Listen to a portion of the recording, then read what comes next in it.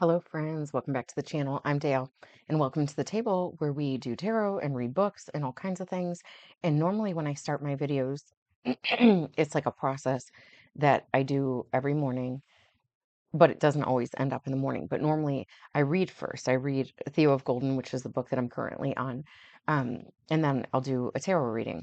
And the reason why is because I feel like the reading helps to kind of like bring me down into a calmer space with my brain to where I can flow on my intuition by the time that I get to the reading better. It's like how some people meditate for a few minutes or like listen in for, whatever their insight has to tell them. And it's like I don't have these strategic spiritual things that I do where there's a lot of readers that will come to the table and they do this prayer and this all this other thing. And what I see about that is that I don't really like that whole routine because I don't feel like it has benefit for anybody, though you're modeling like a good behavior of how to have spiritual routine and cleanliness and things like that. But I don't think that it helps the viewer. I think that our all of our outcomes or the way that we utilize things and um how do I say this? I think it's all of our responsibility to do that. So it's like I could bless my space all I want to, and that doesn't mean that you're going to receive the reading in the same type of blessing because it depends on what you're doing in life. It's like you really are there's consequences to everything, okay? And so I want us to think about that more. So what I did do was I wrote a little bit just to kind of I felt okay, so the whole point was that I didn't feel like I could do the reading of the book first because there was too many thoughts like popping off in my mind, too much sort of friction going on in my brain. And this started yesterday in the reading that I did yesterday. And it ended up not being too bad, but I felt like as I was doing it, I was like, this is going nowhere. And that was kind of the point was that I felt like everything was going nowhere yesterday. And yet I realized that the only thing that really exists in us is the reality of what that day feels like and how much we feel like we can break through um, whatever is our problem. And like some days when things are just, when the sun is out and things are easy and you have things to do, you don't feel that resistance, but it's like sometimes I feel like there is an intentional locking within the cell of your life so that you can look around and be bored. It's like being grounded, and I mean like by a parent being grounded. I think that's a funny term that we have where when it comes to being grounded in spiritual terms or in natural healing terms it means actually touching the earth and being grounded like the grounding part of the outlet. And the reason is for that, like why we have the ground in an outlet is so that erratic energy can go back into the ground, which like recycles it and knows what to do with it. And I feel like I wonder when that term came about of like parents grounding their children, because I do think that it's the same kind of concept. It's like when our energy is wiling out and we don't really know what to do with it, the parent can't tolerate it. So they're like, go sit in the corner and stare at the wall. And it's like this process of sort of meditation where you're fighting against usually what causes the grounding is this excessive energy being utilized improperly or a child mouthing off to their parent when they shouldn't be. And it's like so the natural recourse for that rather than a parent saying like really what I think the most beneficial thing to do is to stop all that is going on, and the child is looking for attention from the parent, and it doesn't have to be anything in particular. It's more that they just want to like have some attention put on them, because we all as humans, we want to feel loved and we want to feel like we matter in this life because this we don't get to choose to come into life when we want to and to leave it when we want to. That's like something that's going on at a different level. And for what purpose?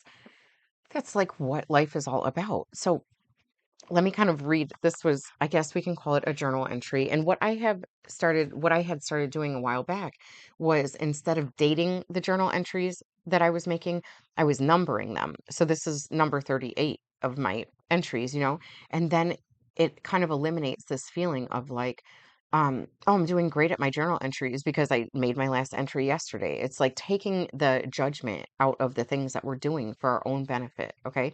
So when I look at 38, instead of thinking like, oh, when was the last time I journaled? It doesn't matter when the last time was. It was number 37 the last time. And 3 plus 7 is a 10, and that's like an ending and a beginning of a new cycle. But 3 plus 8 is 11. And that tends to be more of a master number of this, like, it doesn't really get reduced down to two, like 1 plus 1 is two.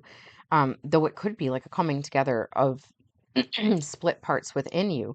And that's kind of what this is representative of. So it's this is just kind of like I just had to write to start a flow of my thoughts. But if I had started the reading first of the Theo of Golden, my thoughts would have been interrupting that. So I felt like I had to do this first and then go to the reading. And I don't even really have to do the reading because there's other things that I want to do today. It's like I couldn't get my kids well enough during their break to be able to go to school today. Some of them did, some of them didn't. But I want to make sure that God's giving me another opportunity to be with them and to honestly it's like, because in my mind, I'm like, okay, I'm going to paint the cabinets today. I'm going to do this. I'm going to do that. And so there's like all this conflicting stuff. It's like also sometimes things happen in our environment, or all the time things happen in our environment because we are really in control in a way that we don't feel like we're in control. But because as within, so without, everything is a reflection of something that's calling from inside of you. And sometimes your kids being sick is the call from your inner self or your over self to say, I know you want to do all those things, and maybe you'll have the energy to do it if you just sit and do what the child wants you to, instead of like just grounding the kid and telling them to go get out of the way. Does that really help you to get to the point of what you're trying to get at, which is just like always a sense of inner peace? That's what it is. And any tumultuousness inside of me can be eliminated by me just saying, like, go away, feeling that I have to get something done. And if you don't want to go away, then make me feel like doing the thing that I feel like I need to get done. Okay. It's like everything is within us, every solution is within us. And we will go years without addressing just the actual solution. How do I know this? Because that's what I do myself. It's like, yeah, I do these other things that might sound impressive or be impressive to other people because they're not doing them. And that's all just a process of my ego, like coming to the table and committing myself to videos every day. Like, yeah, that's great. But that was only a struggle when I first got it started, or like in the process of actually really committing myself to doing it every day. It's not really like I put it on my to-do list every day to say, sit down and make a video. Though sometimes when you're starting a new like transition that you want to maintain in your life, you have to do that. You have to create the space for that. So let me read what I had wrote. I'm feeling a point of resistance at the core of shedding what I struggle with, and that is doing what is best for me, which is shedding the illusion that I'm doing everything possible to create my positive outcomes, right? So that's the thing is sometimes we'll give ourselves busy work to be like, oh, well, I'm putting in all this effort. How come I'm not getting the thing and result of it? And we'll just do this kind of like hissy fit thing inside where like nothing's ever good enough, like that's kind of how I always feel.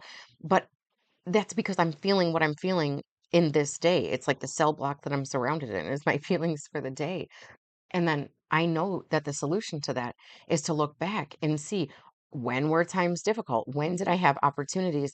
Because sometimes we think about investments or decisions that we made instead of committing to something years ago and what that would look like in our outcome right now. It's like, if I had kept my money in this IRA that I had started years ago, how much would it be now? And then we kind of kick ourselves for not appreciating the investment or letting the investment appreciate because, like appreciation is the gaining of something.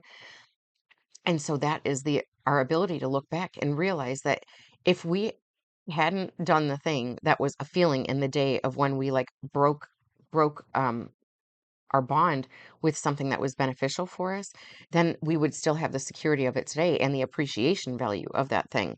And so that's where it's like where we have to kind of hold on through the feelings of each day and realize that there's something that's more important, that it doesn't really matter how you're feeling for that day other than to allow it to tell us like, okay, where am I not where am I not reaching that point of diminishing returns yet? Because I haven't really, I guess where I can say it is like there was a point of benefit for myself to commit to doing videos every day to prove to myself that I can do that and to show that I'm coming to sit at the table with whatever my consciousness is or my subconscious or Jesus, Jesus, God, Buddha, all these different things that we look to for. Hang on. Okay. So what it all comes down to, all this 10 minutes of talking that I've been doing so far, is that we are our own worst enemy and therefore we are our own like best friend, okay? And we need to utilize that best friend within ourselves to stop being our own worst enemy, okay? Not to like just do all the things that feel good in a moment to take you out of the feeling of the day. It's like the feeling of the day is there to show you where you are uncomfortable. So let me continue with this. Um, the one thing that I continue to evade is creating a contained rhythm to increase my transformation out of uncomfortable feelings and circumstances. All that means is a to-do list. What I'm saying, like this contained rhythm, the contained rhythm is the to-do list. And it's not just the list, it's more establishing. You know how many hours are in the day. It's always been like that. It's always going to be like that. You don't know the little fluctuating things that are going to happen throughout life. But that is what prevents us from starting a thing that we keep, like, we'll keep talking about it. So that, like, I really want to start this thing, or I really want to lose weight, or I really want to do this or that. And then it's like, oh, yeah, but I'm not going to start eating well now because there's going to be a day where there's a thing coming up, or oh yeah, my kids have all these different things going on in their schedule, so I can't really establish my new routine or the healthy routine that I want. It's like, yo, stop lying to yourself. Okay, so anyway, and that's what comes next, all right? Um, and I need to stop bullshitting myself. We want someone else to help us get out of the uncomfortable feeling and into our best self without creating discomfort. And that doesn't jive well with the ego and the tendency of the brain. When someone else encourages us to be our best selves, we take it as criticism rather than support. And that's like, okay, we want people to tell us how good we are and like, you are made for so much more than what you're doing right now, you know, or we want people to see like what's good about us. And yet when they tell us, it's like that's one thing that feels good. But when they tell us to activate that, like your parents, if they tell you get your ass up and go outside or go and do something or whatever, or if you want to be better at something, then you need to establish a routine. So it's like go practice your instrument, go do this, go do that. When they actually do that, we take that as like criticism of like what we're presently doing. And that's because it's not what's best for us to get to the thing. So the ego will flare up and it'll want to fight because it feels like it's actually doing something. When really, if we could avoid the fight and just go and do the thing, first of all, if we could just establish it for ourselves, then we wouldn't have that conflict going on. And that's one of our biggest problems is that like everybody wants to talk about how bad things are and what we should do and what we can do. That's like what every meeting is for at work all the time. It's like doing all the talking instead of actually doing the doing, because the doing is what feels uncomfortable only just for like 5 minutes. It only feels uncomfortable for 5 minutes. Then usually you you realize that you're really like working towards the purpose. Like the effort that you're putting in is really the purposeful thing because you get into the flow of it and then you don't want to stop until it gets like to a frustrating point. But first of all, you want to like face that frustration and like keep going at it when really that's the point at which you're supposed to, okay, now go on and move on to another thing. And that, so we have these like conflicting natures about us. All right. So we have two options: create our own establishment, custom designed for us, by us, or wait for someone else to point out our cognitive dissonance and further resist or adapt. Overwork for escape from self work. That's something that I also wrote down because I wanted to talk about that. It's like this is definitely something that I am guilty of, that I have put my efforts towards so many different things because I thought surely there is a way out of like my situation by working hard towards the establishments that are already out there. And that's kind of like where overworking is an escape mechanism, just like oversleeping is, just like over over over committing yourself in anything or overextending your energy in anything. I don't care what it is, it's going to put things out of balance. And that's the thing is like a lot of times we can be all or nothing, right? So when it comes to, um, I guess I can have smoking as my example here, because smoking is like the one thing that most people would look at that I do in my life. They would be like, you shouldn't do that. It's like, why? Because I have so many things in balance in my life that I decided kind of a long time ago is I never really want to part from smoking. It's a habit that I enjoy, and it's not really a habit. It's just a part of my routine. But if I overindulge in it, then it's because I want to sit and think about things instead of actually doing things. So my benefit when it comes to like using smoking as a balancing act in my life, it's to make sure that I'm getting things done and using that smoking as like my break. And it's got to be a beneficial one, or it doesn't. Because I think most people smoke in groups because it gives them time to get together and then they gripe about life. Okay. And that's not what I do with smoking. So I believe smoking is the symbol. It's like, what do you do with that symbol? So let's throw out some tarot cards here. I got Crow Tarot up on top here. Um, but let's stop. Let's stop deluding ourselves, you know? We've got the Queen of Swords, and she's like coming out cutthroat like the mother. That's what we all need. We need to be our own best mother, and we need more beneficial maternal energy. And it first starts out with tough love of like, listen, I love you so much. I don't care if you are hurt by my words and my actions of like establishing a routine. And this is me talking to myself right now. It's like, this is what I've always been holding back on. There's like there's this Four of Cups card, and it's like looking at the thing that I've been avoiding my whole life because I wanted somebody else to help me get there. Well, that's not the beneficial thing to do. It's like what people will help us get towards is the relaxation point or like the evasion techniques. It's not, or at least like those are the things that we'll go for. And what we need right now are we need to like hold ourselves to the standards because spring is coming, okay? Do you think it feels good for a seed to crack open and start to grow and not be the seed anymore? I don't know. It's like it has to not be the seed if it's going to be a plant, if it's going to be a thing that sustains us. And speaking of springtime coming up, it's like if you plan on having some sort of harvest that you can be proud of, you better start. I'm talking about like literal, you better start planning the planting phase, okay?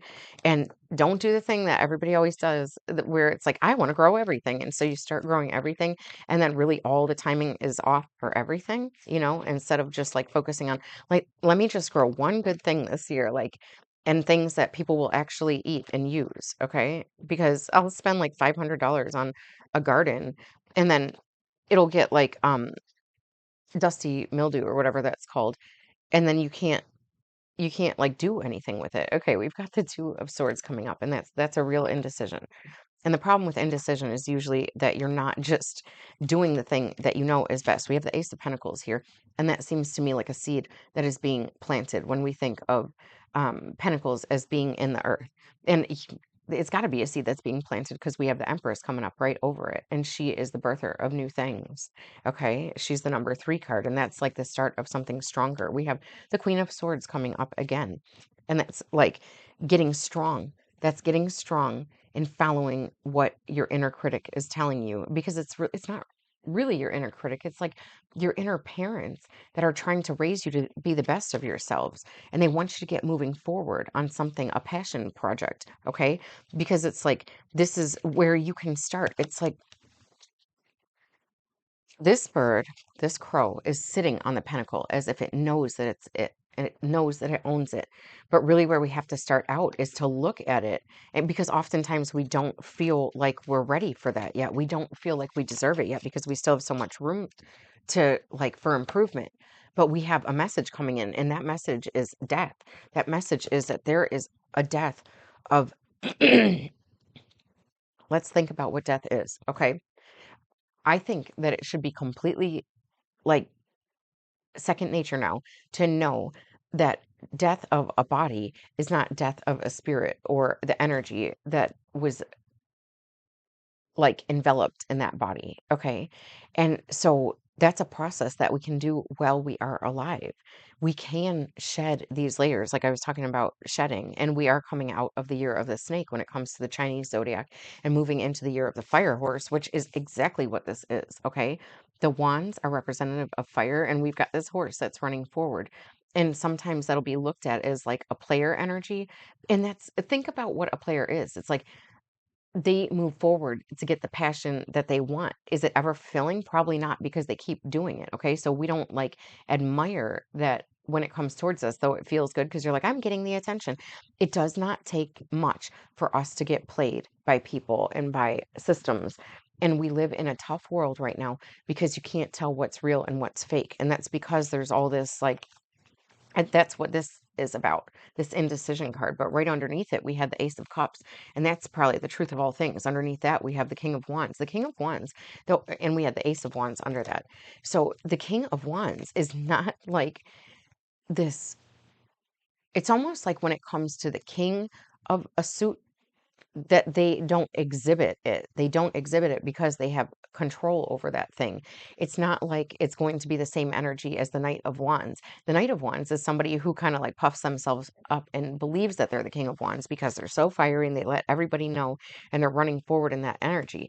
But it's like when you are the king of something, when you have mastered it, people don't people don't look at you for that thing. They're not like, man, that person is so out of control and on fire and always moving fast. It's almost like they've learned how to contain that and be to contain that fire to be the warmth place of comfort that people can go to because they are not going to get like pushed away and rejected and stuff like that. So, but that comes from developing, like knowing how to use that fire and learning how to use it for sustainment rather than for show. It's not like fireworks. Let's see what else we can get at right now because I feel like let's take something from the Moonology Oracle cards, right? Because we need a little like calming to this fire. We need a little like energy from the moon. Hard work is paying off. New moon in Capricorn. Now I'm a Capricorn, and that's the thing is like when the hard work has stopped paying off because it's no longer a challenge. Like it used to be a challenge for me to make videos, especially on a more daily basis. Well, when something's no longer a challenge, it means that you've comfortably transitioned into that thing, and it's time for something else. It's time to add a little something else to the mix. It's time to like ground yourself and figure out what you're still missing. Okay. It ended up coming out again, but it's time to take action. New moon in Aries. So we've got the grounding energy with the fire energy. And that's what I'm talking about with the King of Wands is that fire is nothing if it's not grounded. Fire in the sky is like it's lightning, right? It's like total chaos. It could just strike down and start fires everywhere. So, but if you, and also that fire in the sky, it's only momentary if you don't find a way to ground it down, okay? So you might be in need of warmth, but if you don't have lightning and like something that's going to catch on fire with it, then you're not going to be able to sustain that warmth of the flame unless you figure out some other way to do it, right? And like flint, spark, you can create sparks with flint. What is that? That's like flint is earth. How does earth create fire? It's just an interesting concept to think about. It's time to release negativity. Full moon in Scorpio. Don't let pride get in your way. All right. And that's full moon in Leo. A win-win outcome is forecast. Full moon in Libra. So it's like sometimes the way to release negativity is to boost ourselves up with our ego and like, I'm doing all this other stuff that other people aren't. Listen, man, we are all in the same boat here. We all struggle with the same things. And there are people who have really overcome it. And those are the same people who are out there kind of like teaching us how to overcome it. And yet, if they stay in that if they stay in that space for too long where they're like sitting on their laurels, then they are going to have to go through the cycles again. And that's the point of where we are at right now is like instead of waiting for things to get so uncomfortable or like for a health emergency or for a natural disaster to get us into place of where we want, we need to use our intuition to get us there when it comes to like the moon is to me that's representative of intuition, and those are the messages that we got is it's time to move forward. We have Aries energy coming up. There's just a weird sound going on outside, and I think it sounded like a duck calling, like flying overhead, but I don't know that that's what it was. So you have the guidance within you at all times. You do know which way to move forward. And it's the way that you don't feel like going, okay? Because that's what this Ace of Cups, it's like all about feelings. And when you look into there, you need to be looking in, not for what makes you feel good, but for what you're not wanting to feel right now, because that's the decision on what you need to do. That's what the king would do. That's what the King of Wands would do. He would move towards the thing. It's like that's where the next idea comes from. It's like you don't, if you stay if you become a king just because you are a royal bloodline, it's like there's going to be things that your people don't trust you because you're not showing them how you got to be on that throne. And people kind of have their seasons, like they have their golden era. It's like so do countries and things like that. But it didn't just happen. That golden era, that Renaissance period, it doesn't just happen. It comes from creativity. And what we need is we've taken the mother energy out of all things. We really have. It's like we took the mother out of the home and turned her into the patriarchal energy by putting her into the workforce. It's not really the way that things are done well. If you look at sort of the Abrahamic religions, they took the mother energy out of it, other than including Mary, who was like birthed Jesus. But if you think about traditions that really work well, or societies that work well, I would say that they have a patriarchal quality to them. And the home is a good place to exhibit that. It's like, I guess what I want to say, I just want to leave it at this, is that we need to increase the mother energy in this world. We need to go back to, if we want to think about the mother that we could get the best knowledge from, it would be the earth, okay? The earth is definitely a maternal energy because it keeps recreating. If you think about, like, women have to take on this pain when it comes to like birthing something. It's not just the birth that is painful. It's like this whole transitionary phase that a woman has to go through when she finds out that she is pregnant. And if she goes against that and tries to keep life the way that it was when she was single, it is not best for what she's birthing. And so that's what we were seeing here in this, like, Ace of Pentacles, this seed. It's like you have a seed being planted in you, and you are the one who is responsible for birthing it. So you have to be a fucking responsible mother right now. It doesn't matter whether you're a man or a woman.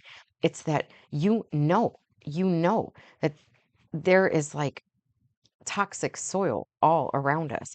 And the only place that you have got the space to be able to grow a seed in this, like, nutritious soil is to create that space within you, okay? It's everything that you consume. Think of yourself as being like this vessel of soil of which things can grow in. So first of all, you have to know what the soil is in. And in the book Theo of Golden, they keep reiterating this fact that port wine comes from Porto, and it's this like rocky ground. It's not good soil. So the tap roots have to run real deep in order to find the nutrients. And in that process of getting that deep, they grow stronger and stronger and stronger because they're moving through rock. Well, how do you think a freaking root busts through rock? It has to keep getting stronger and going deeper to find where the nutrient value is, where it can suck up the best of what the earth has to offer. And that's what you need to be doing right now. It's that you need to be going deep within yourself and find out, like, kind of where is that toxic soil that is contained within you, and how do you start to clean it up? Because it's being raised in society, it's being raised by parents that aren't on the same exact mission as you, or don't have the same personality as you. It's like you need to get down below those layers and get down into the depths of who you are to strengthen that taproot and like get the best nutrition so that you can flourish beyond just being a seed. You have to break. You have to be buried. You have to break. And you have to become something new. Okay. We all have to do that. And if you don't, then you're just going to be in the same place as you are right now, like never really fulfilled, always wishing for something that was in your past or something in your future. So I'm going to leave it off at that. I hope you have a great day today. And I am going to read because something that is important to me, though I don't know if it's my best expenditure of energy right now, is to read this book. To me, that is important, and so I am going to commit to that. And because I'm close, I'm like within the last 100 pages, less now, of finishing this book, and then for me, I am not good at just focusing on one thing at a time. And so what I am going to establish is that instead of this like strict to-do list, we're going to have to do this together. And when I say we, it's like me and me in real life and me on camera, because I need to be the mother that encourages the best stuff within me, because I'm the one who knows where I failed myself over and over again, because I I'm still lazy inside when it comes to my own roadblocks. Okay. It's like I can put forth energy more so than anybody I know when it comes to like facing challenges and keep like saying fuck you to my ego and saying, I want to quit now. It's like, nah, we're going to keep going. But I keep going towards these things that don't really amount to me getting past my own like stubbornness. Okay. So, anyway. So I know my process. I know where I'm still failing myself. And it's up to me to get past that. Because when I think about what it really comes down to, it comes down to getting rid of all the shit that I don't need. And yet I was raised by like, you have to remember what you're raised by. If you're raised by that concept of nothing should go to waste, then you have a tendency to hold on to stuff. If you were raised by people who were irresponsible, sometimes you keep a minimalist thing around you because you don't want to be responsible for a lot of things, because you saw that like the people who raised you weren't responsible for showing you how to grow, into the best version of yourself. So we do this from different approaches. We are our own worst enemy sometimes because we're not willing to take on new responsibilities because we don't feel like it. We just don't feel like it. Or we have too many responsibilities and we don't feel like eliminating the things that we don't really need to be responsible for, because it feels better to be like all stressed out. It makes us feel more important. So I'm just on this life path, right? It's just me and me here. And, I'm trying to exhibit it to myself and push past the uncomfortable spaces by being an accountability partner who shows up for myself every day. And then I listen back to my word to see I'm only talking, I could only tell everybody else what to do because it's the same advice that I need to take for myself. I'm really just out here telling myself what to do. And, if I don't do it, it's on public view for anybody to see, but most importantly, me. It's most important that I witness my sitting back on things or my movement towards the things. And only I know when I'm ready to move forward. And that's when something that used to be a challenge now becomes almost a hindrance. That the challenge became routine, and the routine has now become the hindrance that's preventing me from moving forward onto the next challenge. Okay. All right. So I'm going to come back and read more of Theo of Golden. All right. I love you. Bye.